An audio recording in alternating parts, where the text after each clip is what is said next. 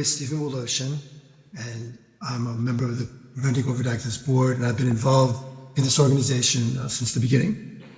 It's my honor to introduce the 2025 Lisa Schwartz Memorial Lecture, which honors the legacy of Lisa Schwartz, who was a physician and researcher, dedicated her career to helping patients, doctors, journalists, policymakers understand the benefits, harms, and limitations of medicine so that they can make wise decisions.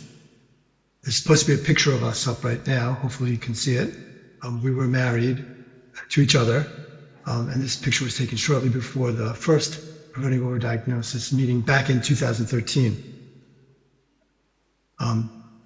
Before I go further, I have to make a couple of disclosures. First, is I'm very, very sad not to be there with you.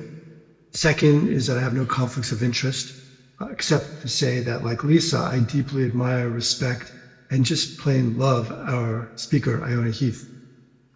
I expect most of you know or have heard of Iona. She's a brilliant thinker, an extraordinary writer and speaker, and I think one of the most important voices out there on the moral, philosophical, and human dimensions of medicine. She was trained as a GP. She's the former president of the Royal College of General Practitioners, and she's just one of the best human beings I've ever met. So I am really, really honored to introduce you to my friend and hero, Iona Heath. Thank you.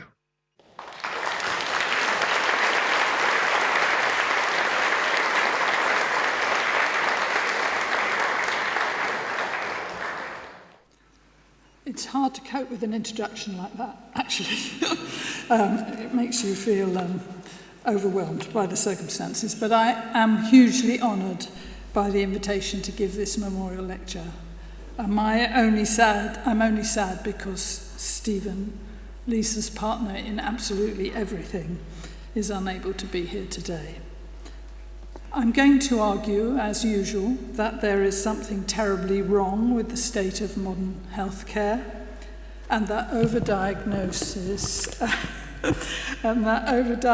and the deliberate use of fear as a tool are making important contributions to this increasingly untenable situation. I first met Lisa and Stephen in Newcastle in Australia at the Disease Mongering Conference in 2006. I remember that I spoke briefly to this immensely impressive young couple travelling with their children, but mostly I admired them from afar. That had all changed by the time of the first Preventing Overdiagnosis conference that they organised in Dartmouth in the US in 2013. With my increasing familiarity with their academic work, my admiration had grown enormously, accompanied by affection and love. And by then, much had changed in Lisa's very private life too, as the shadow of disease fell over all their lives. Lisa proved herself to have enormous reserves of determination and courage. She continued with every aspect of her life, reading, writing, teaching, travelling, lecturing. She brought all her enormous intelligence and integrity to the problems posed by the distortion and corruption in medical science. She could spot a flaw in an argument or an academic paper faster than anyone else and was fearless in exposing it. Her work with Stephen on overdiagnosis changed my thinking and my practice, and I will always be grateful.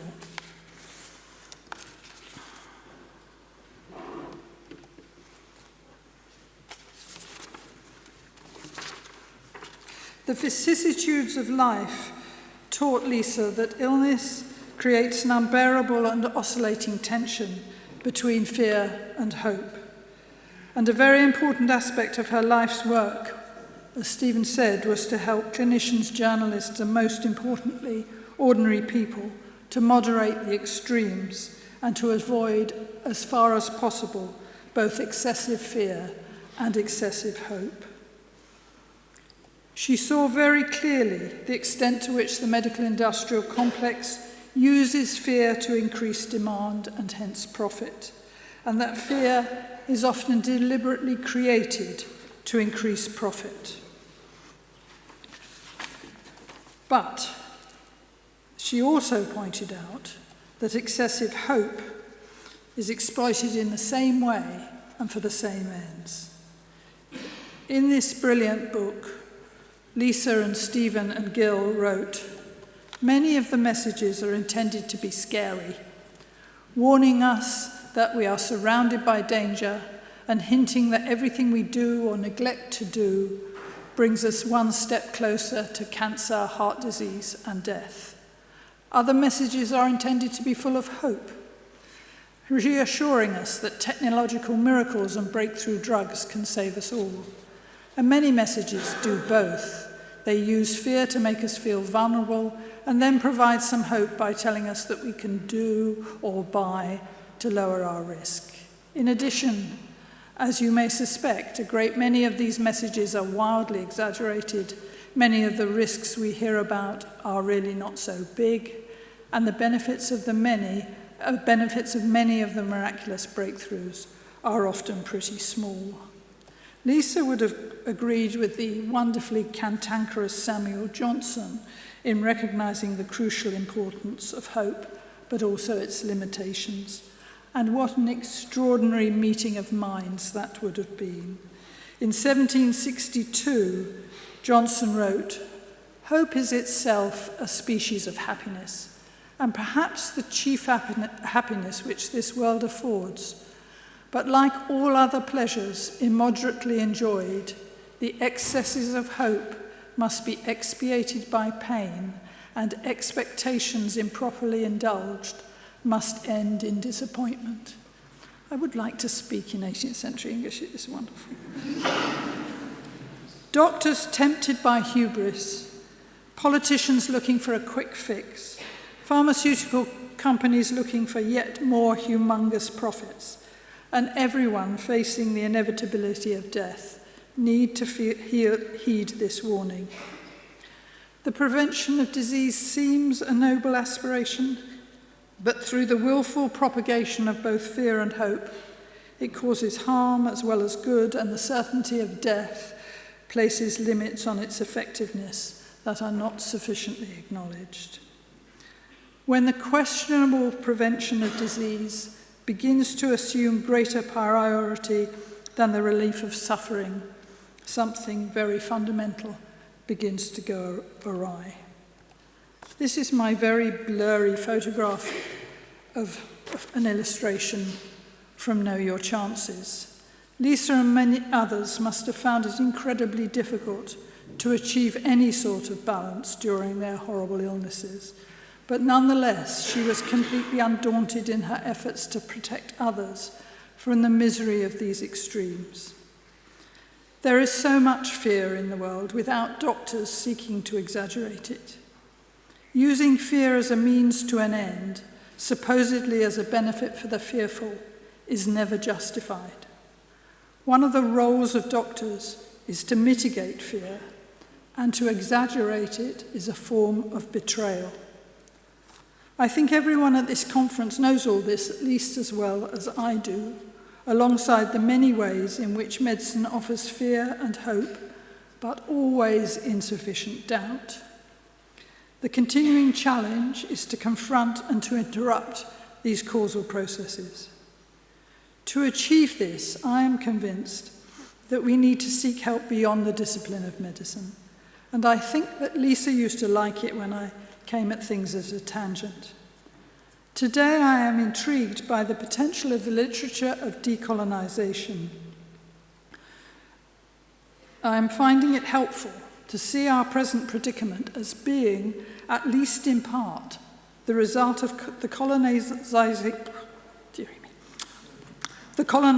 of healthcare and medical practice by the medical industrial complex and the magical thinking of neoliberal economics that serves to make it ever more powerful. One of the most insidious weapons of colonization, since way back when in the English settlement of Ireland and the 1366 Statute of Kilkenny, has been the suppression and distortion of language in order to reinforce unequal power relationships and further subjugate colonized peoples. This is Edmund Spenser, who was the author of the epic poem The Faerie Queen, which was published in 1590 and written at least in part as a tribute to Queen Elizabeth I. Spenser is recognised as a great poet, but he was also a coloniser, and he knew the power of words.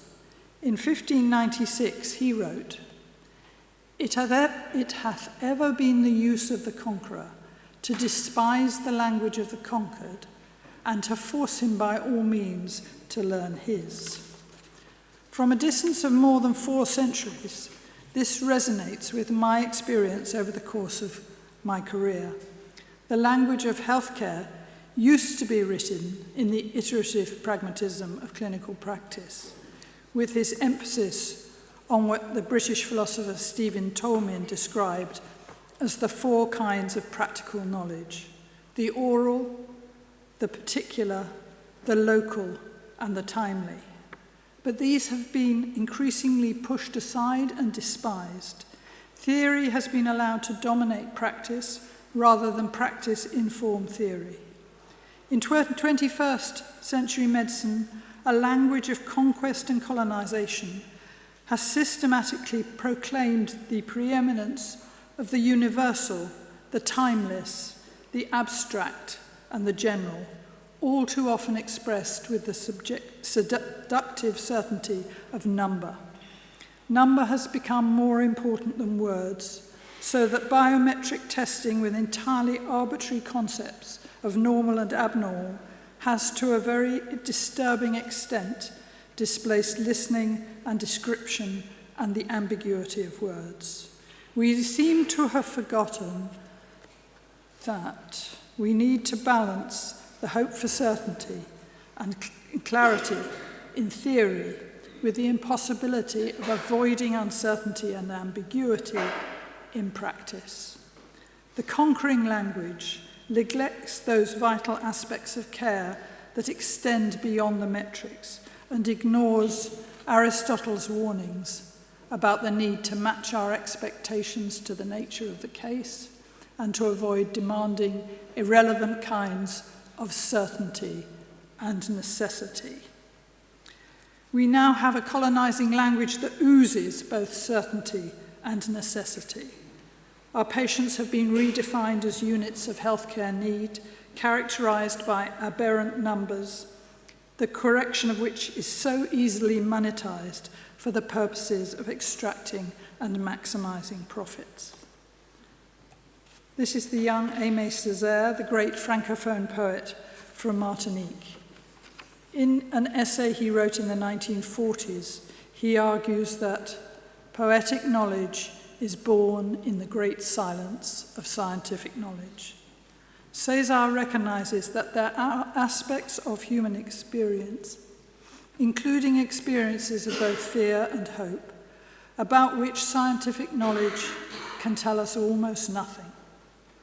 From completely different sides of the history of colonization, the poets Césaire and Spenser understand the power of words, the way in which words mold thinking and thinking molds words.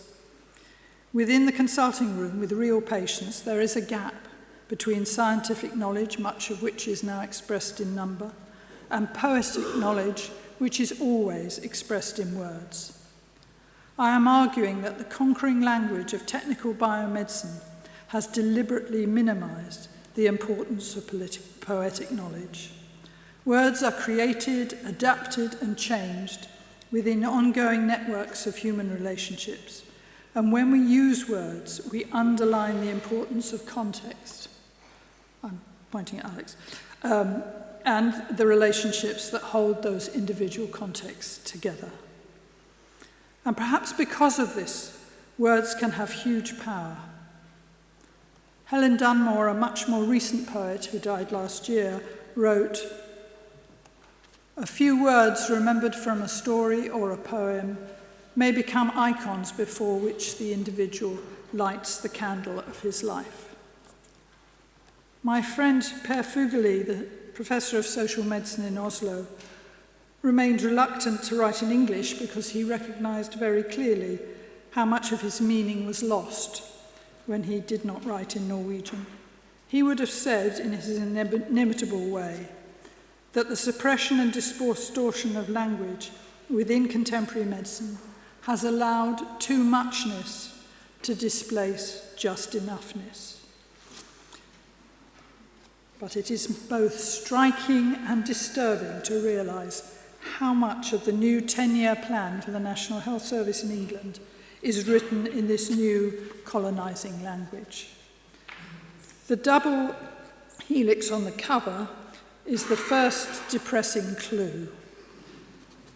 And then beyond that, as Keith Hopcroft has pointed out on the overdiagnosis listserv, the word counts are instructive. We see here the poetic language of Indigenous healthcare in white is overwhelmed by the conquering language in yellow.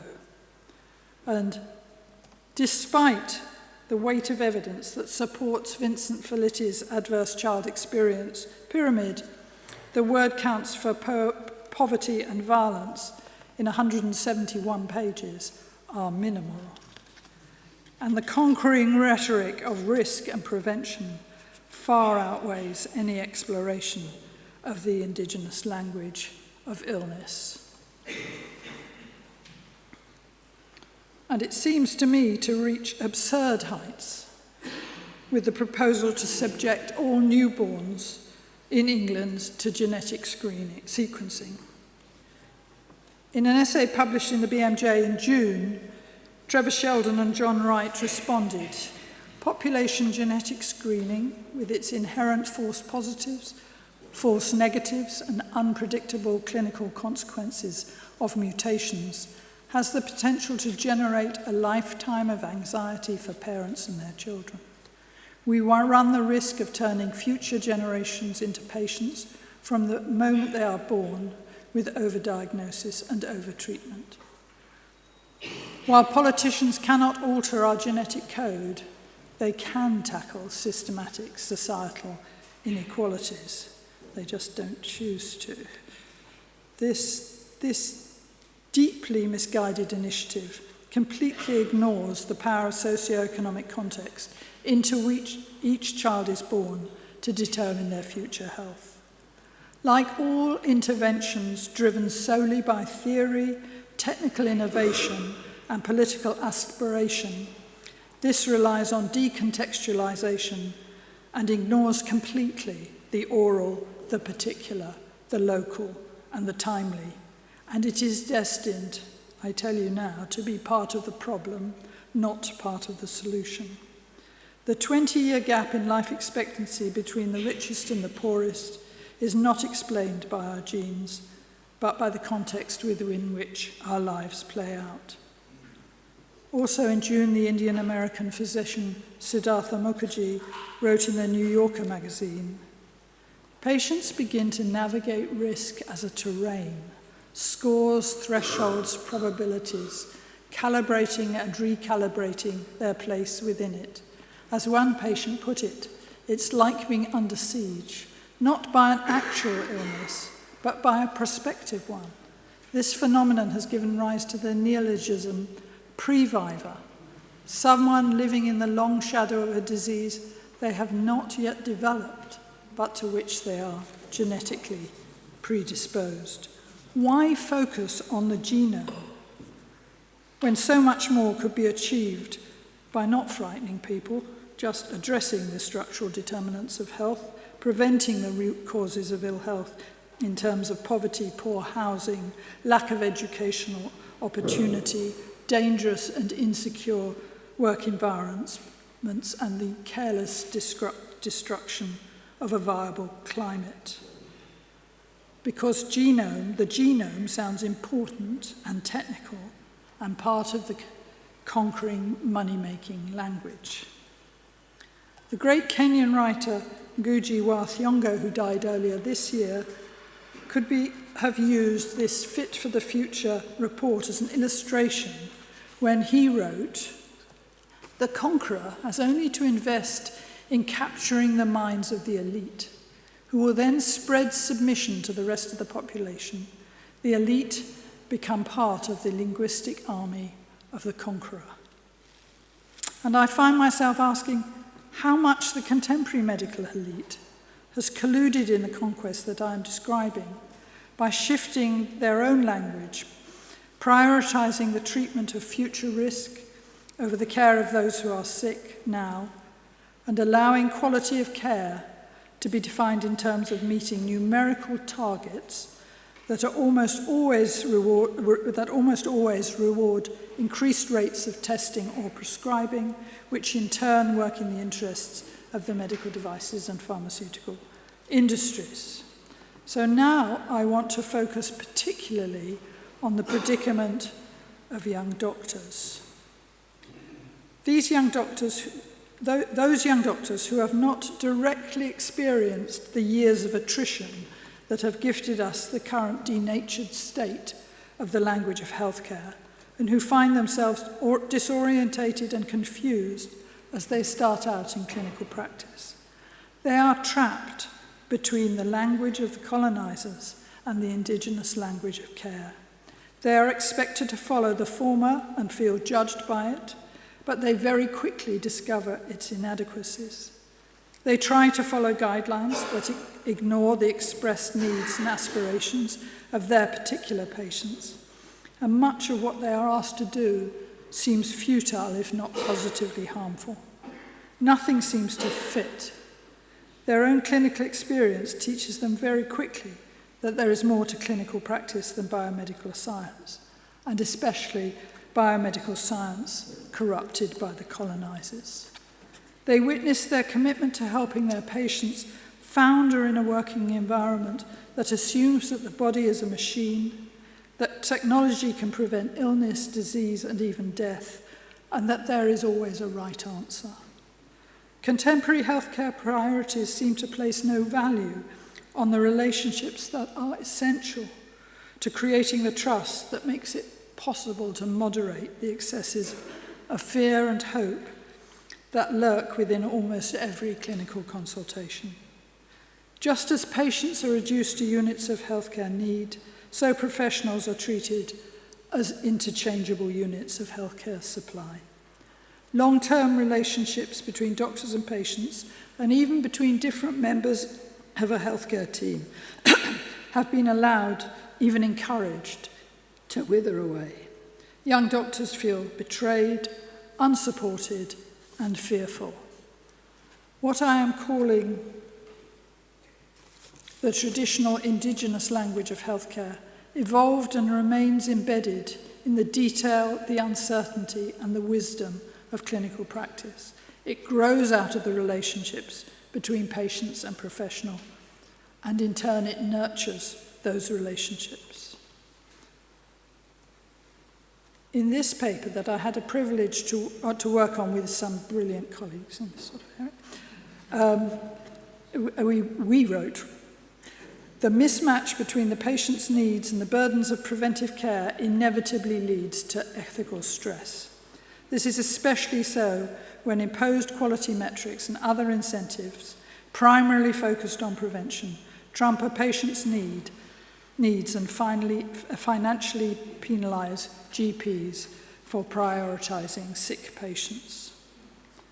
In the paper, we demonstrated that the colonizing language mandates an almost 27-hour day for every general practitioner, and so doctors are clearly being asked to do an impossible job, and this is leading directly to the demoralization of an entire generation of primary care professionals. Terms such as risk and prevention are problematic. We all have some degree of risk and ultimately cannot evade death. The result is a professionalization and bureaucratization of definitions in ways that are deceptive. Does mammography prevent breast cancer when it reduces harm for 1 or 2 people out of 1,000 over 10 years? Does reducing systolic blood pressure from 160 milligrams of mercury prevent cardiovascular disease when fewer than 1 person in 50 benefits over 3 years. This is the young Norwegian psychiatrist and academic Caroline Engen, and she has written eloquently about the plight of her generation, trapped between these two competing languages that I have been trying to describe. She writes, "Physicians are faced with the impossibility of living up to epistemic and moral standards, as well as professional responsibilities rooted in a different societal context, when their positions, relationships, and authority were vastly different," and I would change, "and their language were vastly different." Now, this is the portrait of Valentine Godet-Darel. She died on January 25th, 1915, from uterine cancer at the age of 42. Her dying was painted obsessively by her lover, the Swiss painter Ferdinand Hodler, and this was painted on the day before she died. I show it because the care of the dying provides the ultimate test of the colonizing language, which it fails absolutely. A monological language with an emphasis on number has nothing to offer, and the traditional dialogical, relationship-based language becomes again essential. Only within this language can we construct a less pusillanimous approach to the inevitable end of all our lives. Only with this subtle, ambiguous, and infinitely flexible language can we find ways of stopping the futile pursuit of risk in the old and frail, and so stop harming and poisoning the dying. The 17th century physician Sir Thomas Browne declared, "I that have examined the parts of man and know upon what tender filaments that fabric hangs, do wonder that we are not always sick, and considering the 1,000 doors that lead to death, do thank my God that we can die but once." It seems that the more preventive health care teaches people about these 1,000 doors, the more fearful we become, and the more absurd seems the aspiration to prevent all the risks of all the possible means of death. Each of us can only die but once. I'm persuaded that problems caused by language need to be resolved through language. So I propose that we should all deliberately revive the indigenous language of healthcare, and at every policy level seek to explore and explain the oral, the particular, the local, and the timely. I think we should all explicitly value and build continuing relationships at every level of healthcare. We need to help young doctors to understand that, like all victims of the abuse of power, their feelings of confusion and failure are not their fault. And we need to insist that clinical medical leaders use and advocate for the indigenous poetic language of care and use it actively to push back against the conquering language of the medical industrial complex with its damaging insistence on the universal, the timeless, the abstract, and the general. So I want to end with a last fragment of poetic knowledge. This is the marvellous Seamus Heaney, and he writes about being forced to look into the space that opens between hope and reality, one that dumbly invites us to sacrifice our actual situation to a vision of our possibilities, which is nevertheless doomed to fail. This is what the attenuated language of the medical industrial complex is inviting us to do. I say, just say no. Thank you, Lisa. Thank you, everyone.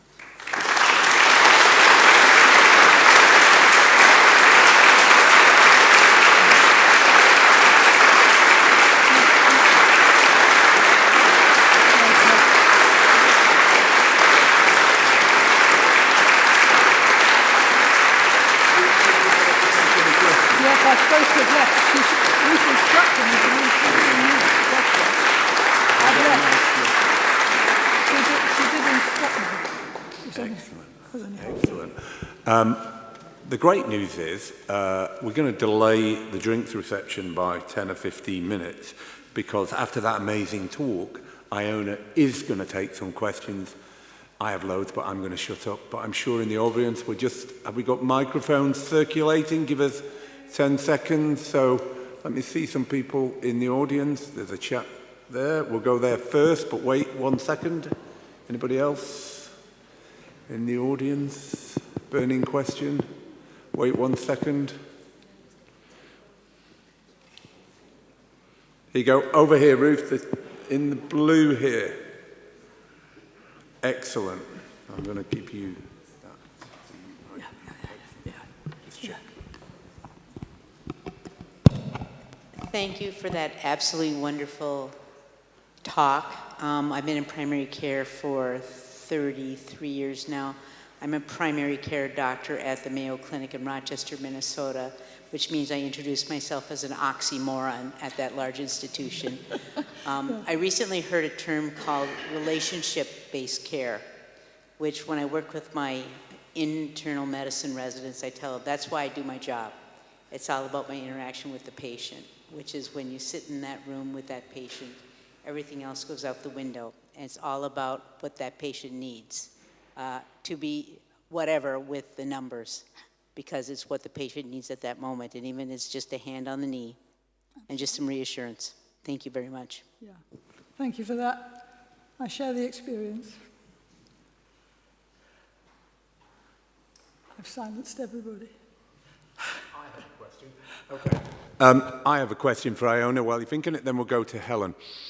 John Broderson mentioned it this morning in the definition of EBM. He talked about experience.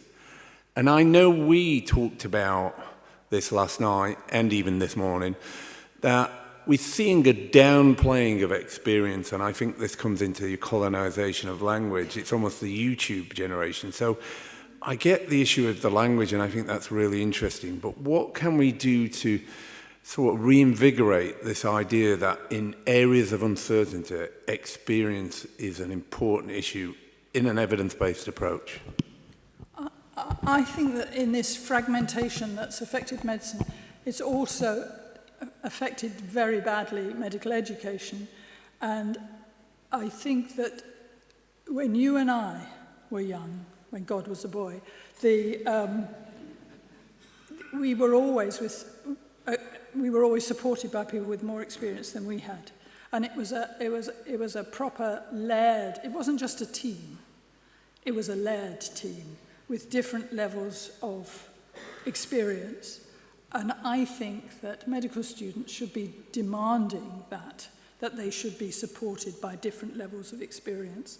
And the health service should be providing different levels of experience, because it's only because I've lived through this destruction of a language that I can have any insight about what might have happened. How you're supposed to understand why you've been taught one way and set objectives for your career, and then you start working and you have another completely different set of objectives in a completely different language. I don't know how you're supposed to cope, especially if you have no... Because experience gives you... I think it's odd. I think experience... I'm sure Carl would agree. Experience gives you more courage because you know how stupid some things are. And actually, you know the chance of you ending up on the front cover of the Daily Mail are vanishingly small. And maybe it'd be fun anyway, because you could fight back. Talking about fear in young doctors, and I think fear is an epidemic in young doctors, I think we need to really tackle that first, because they can't tackle their patient's fear unless they can tackle their own fear.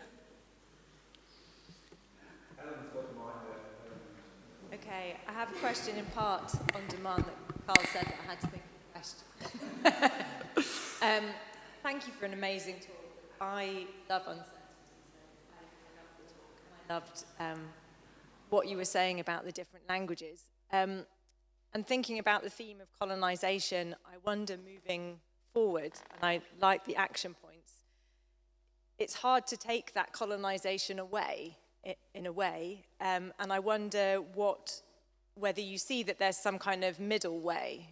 Like, is there anything that the colonisers have brought that's good, that could be retained, and how could that be integrated with maybe something that's been lost or has been reduced in its emphasis? That's very important. I'm always in danger of being one of those people who say, well, we should go back to where we were before. But clearly we cannot go back to where we were before, and I'm not giving up my phone anytime soon. It fills in my memory. So we have to move through it, not back. We have to move through it. But I think that COVID provided a major a deterioration, because that whole generation who were in their first jobs in the COVID epidemic, who saw most of their patients remotely and did not learn the traditional, who was talking about that, one of the posters, the traditional history examination test star. And when three years later they were back seeing patients face to face, they had actually lost faith in their skills, because they were pretty tenuous at best. They are when you qualify. You know, you've done it on a model. What good is that? And there's been no, remedial education for that. So I think there is a generation that is seeking security in tests and are not examining patients. And I think that's dangerous for them, and it's dangerous for patients, and if they actually bother to examine their patients, they could be much more selective about the tests they choose, and they would also not miss a few tumours or lumps in the abdomen that are clear to all if they lay a hand on. So I think it's moving through, but it is having the confidence to start talking about the particular, the timely, the local, because if we don't do that, it's lost. And anytime I would argue with a health policy person locally if you tell them one story of a patient that illustrates the problem with their service, they have no answer. And we don't do it enough, and we can't do it enough because of confidentiality. But we need to do it in those sorts of more informal settings, because it makes health policy people more uncertain, which is always a good thing for the rest of us. Hi, I'm Lubna Al-Ansari from Saudi Arabia, and I was really moved and touched by what you have presented.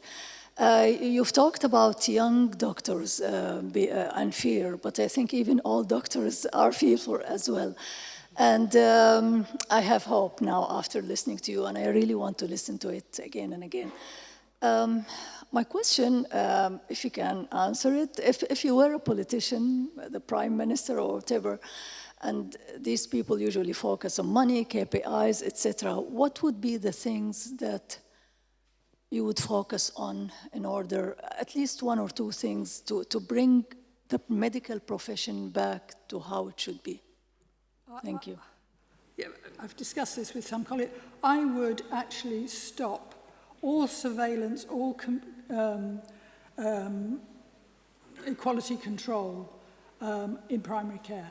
Primary care costs a minute proportion of the health budget for the amount of work it does. If you could liberate primary care to the sort of potential that it had after the Charter in the UK in 1960-something, before even I was a GP, for heaven's sake. But it led to so much innovation because people were free to think about how they might approach their job and concentrate on hospitals, because that is where all the money is spent. And if you let GPs really look after their population with continuity of care, with a stable practice team, properly supported, without AI spying on every minute through pretending that it's giving you a service. That is really 1984.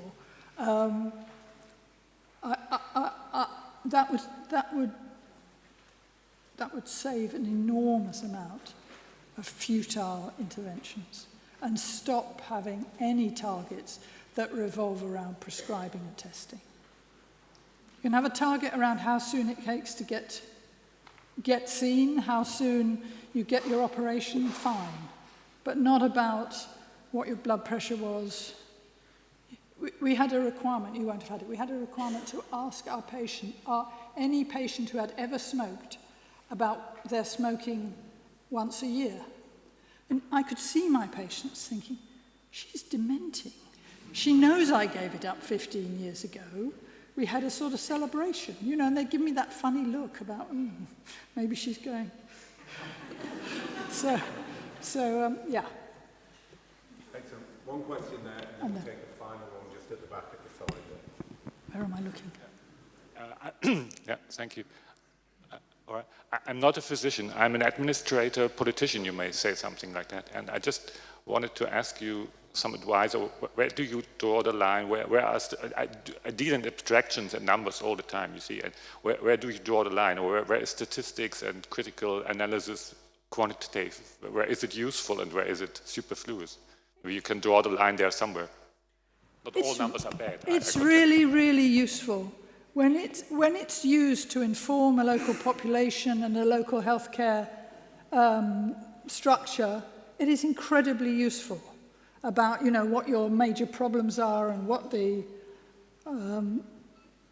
priorities for your team should be. And I think that if local public health in the UK hadn't been completely destroyed, I always held out hope that public health and general practice could work together on the basis of number, but numbers should not be used to punish. They should not be used to frighten people, either professionals or patients. They should be used to inform, and they should be used to unleash people's creativity in relation to them. But they have become, they could be carrots and they've become sticks. You know, the donkey. Yeah. So, one final question just at the back, right there. Thank you. Stand up. Hello.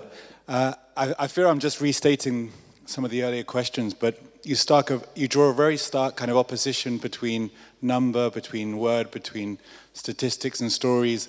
And given that numbers and statistics aren't going away anytime soon, I was wondering, and I think you've answered this question, I was wondering if you could think about ways of more productively interweaving the experiential and the statistical within healthcare. And I was, maybe this is where the question has a bit of novelty. I was wondering whether actually kind of the social science of metrics, of statistics, might offer a way to see how that might be done. By which I mean that actually when you look at how these metrics are used, they are always interwoven with other practices of care. Sometimes they afford a kind of an expansive kind of care, sometimes less so, but the distinction is ethnographically at least somewhat of a kind of a false one, I think. So that was my question, which in a sense was restating the earlier questions about this very stark, almost kind of colonial relationship of, you know, a colonial structure that you're painting here between number and word. Patients never come into the consulting room with the numbers unless they've had their blood pressure measured in the supermarket or something foolish. They always come in with words. They don't come in with numbers. We have to let them leave with words too, and too often we just leave them with numbers and targets. And I am overstating the case, but I think that the current predominance of number in actual practice and in how we treat our patients and how we castigate them for having the wrong numbers and bully them into doing something about their numbers has, for me, gone far too far, so I'm privileged to go a little bit too far. And on that note, I'm going to say, fantastic talk. Thank you very much.